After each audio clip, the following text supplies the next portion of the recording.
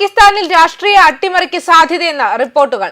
പാകിസ്ഥാൻ ജനതയ്ക്ക് തന്നെ പാകിസ്ഥാൻ സർക്കാർ തലവേദനയായി മാറിയിരിക്കുന്ന സാഹചര്യമാണ്. രാജ്യത്തിനുള്ളിൽ തന്നെ പല നേതാക്കളും ഷഹബാസ് ഷെരീഫിന്റെ ഭരണത്തിൽ പൊറുതിമുട്ടിയിരിക്കുകയാണ്. ഭീകരവാദ പ്രവർത്തനത്തിനാണ് ഈ സർക്കാർ കൂടുതലും മുൻഗണന നൽകുന്നത്. അതുകൊണ്ട് തന്നെ ജനങ്ങളുടെ ക്ഷേമ പ്രവർത്തനത്തിലോ അവരുടെ ആവശ്യങ്ങൾക്കോ സർക്കാർ മുൻകൈയെടുക്കുന്നില്ല. രാജ്യം ദാരിദ്ര്യത്തിലും തൊഴിലില്ലായ്മയിലും പട്ടിണിയിലും വലയുകയാണ്. അങ്ങനെ ഇരിക്കുമ്പോഴാണ് രാഷ്ട്രീയ അട്ടിമറിയും അരങ്ങേറുന്നത്. കഴിഞ്ഞയാഴ്ച പ്രധാനമന്ത്രി ഷഹബാസ് ഷെരീഫ്, സൈനിക മേധാവി ഫീൽഡ് മാർഷൽ അസീം മുനീറും തമ്മിൽ നടന്ന കൂടിക്കാഴ്ചയ്ക്ക് ശേഷമാണ് പാകിസ്ഥാനിൽ വമ്പൻ രാഷ്ട്രീയ അട്ടിമറി നടക്കുമോ എന്ന അഭ്യൂഹങ്ങൾ ഉയരുന്നത്. ആസിഫ് അലി സർദാരിയെ മാറ്റി അസീം മുനീറിനെ പ്രസിഡന്റാക്കാനുള്ള നീക്കം നടക്കുന്നതായി രാജ്യാന്തര മാധ്യമങ്ങൾ റിപ്പോർട്ട് ചെയ്തു. പ്രധാനമന്ത്രി ഷഹബാസ് ഷെരീഫ് ഈ അവകാശവാദങ്ങളെ തള്ളിക്കളഞ്ഞെങ്കിലും അസീം മുനീറിന്റെ നേതൃത്വത്തിൽ ഒരു അട്ടിമറിക്ക് സാധ്യതയുണ്ടെന്ന് രാഷ്ട്രീയ നിരീക്ഷകർ ചൂണ്ടിക്കാട്ടുന്നുണ്ട്. ഈ വർഷം ആദ്യം ഗൾഫ്, മധ്യേഷ്യൻ രാജ്യങ്ങളിലേക്കുള്ള യാത്രകളിൽ പാകിസ്ഥാൻ പ്രധാനമന്ത്രിക്കൊപ്പം പോയ അസീം മുനീർ പിന്നാലെ ശ്രീലങ്കയും ഇന്തോനേഷ്യയും ഒറ്റയ്ക്ക് സന്ദർശിച്ചിരുന്നു. ഇതോടെയാണ് ഭരണരംഗത്തേക്ക് സൈനിക മേധാവിയുടെ കടന്നുവരവ് ചർച്ചയാകുന്നത്. കഴിഞ്ഞ മാസം വൈറ്റ് ഹൌസിൽ വെച്ച് US പ്രസിഡന്റ് ഡൊണാൾഡ് ട്രംപുമായി അസീം മുനീർ കൂടിക്കാഴ്ച നടത്തിയിരുന്നു.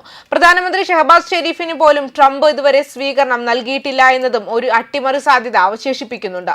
അയൂബ് ഖാന് ശേഷം പാകിസ്ഥാന്റെ ചരിത്രത്തിലെ രണ്ടാമത്തെ ഫീൽഡ് മാർഷലാണ് അസീം മുനീർ.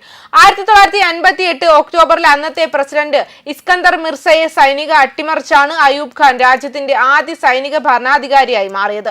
മുനീറും അതേ പാതയിലാണെന്ന് രാഷ്ട്രീയ നിരീക്ഷകർ പറയുന്നു. എന്നിരുന്നാലും ഈ നേതാക്കൾ സ്വന്തം രാജ്യത്തെ സംരക്ഷിക്കുന്നതിലും അധികം ഇന്ത്യയെ നോട്ടമിട്ടാണ് മുന്നോട്ട് പോകുന്നത്.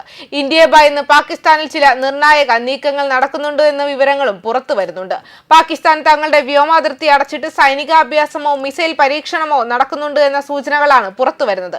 കഴിഞ്ഞയാഴ്ച ചൈനീസ് കാർഗോ വിമാനങ്ങൾ പാകിസ്ഥാനിൽ പ്രത്യക്ഷപ്പെട്ടിരുന്നു. ചൈന പാകിസ്ഥാന് പുതിയ ആയുധങ്ങളും വ്യോമ പ്രതിരോധ സംവിധാനങ്ങളും നൽകിയിട്ടുണ്ടെന്നും സൂചനയുണ്ട്. ഇന്ത്യക്കെതിരെ പാകിസ്ഥാനും ചൈനയും എന്തോ വലിയ പദ്ധതിയിലാണ്. എന്നാൽ പാകിസ്ഥാന്റെ ഏതൊരു ആക്രമണത്തെയും നേരിടാൻ ഇന്ത്യൻ സൈന്യം പൂർണ്ണ സജ്ജമാണ്.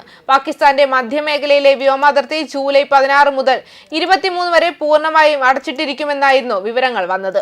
അതേസമയം തെക്കൻ പാകിസ്ഥാന്റെ വ്യോമാതിർത്തി ജൂലൈ 22 മുതൽ 23 വരെ അടച്ചിട്ടിരിക്കും. ഇതുമായി ബന്ധപ്പെട്ട് പാകിസ്ഥാൻ വ്യോമസേനാ അംഗങ്ങൾക്ക് നോട്ടീസ് പുറപ്പെടുവിച്ചിട്ടുണ്ട്. ഇത് കൂടാതെ കണക്കിലെടുക്കുമ്പോഴാണ് വലിയ പദ്ധതി ആസൂത്രണം ചെയ്യുന്നുമുണ്ട്. അതേസമയം ലഷ്കർ-ഇ-തോയ്ബയുടെ ആസ്ഥാനം മുരിദ്കയിൽ നിന്ന് ബഹവാൽപൂരിലേക്ക് മാറ്റാൻ പാക് രഹസ്യാന്വേഷണ ഏജൻസിയായ ISI ഉത്തരവിട്ടതായിട്ടും റിപ്പോർട്ടുകൾ വരുന്നുണ്ട്. 80കളുടെ അവസാനത്തിൽ അഫ്ഗാനിസ്ഥാനിൽ സോവിയറ്റ് താലിബാൻ യുദ്ധം അവസാനിച്ചതിനു ശേഷം ലഷ്കറിന്റെ ആസ്ഥാനം പാകിസ്ഥാനിലെ പഞ്ചാബ് പ്രവിശ്യയിലെ മുരിദ്കയിലായിരുന്നു. ബഹാവൽപൂരിൽ ഇത്തരം പോസ്റ്ററുകൾ കണ്ടിട്ടുണ്ട്. ഇത് ലഷ്കർ ഇപ്പോൾ മുരിദ്കയിൽ സജീവമാണെന്ന് തെളിയിക്കുന്നുമുണ്ട്. ഓപ്പറേഷൻ സിന്ദൂറിനിടെ ഇന്ത്യൻ വ്യോമസേന മുരിദ്കയിലും ബഹാവൽപൂരിലും മിസൈൽ ആക്രമണം നടത്തിയിരുന്നു. ന്യൂസ് ഡെസ്ക് കർമ്മ ന്യൂസ്.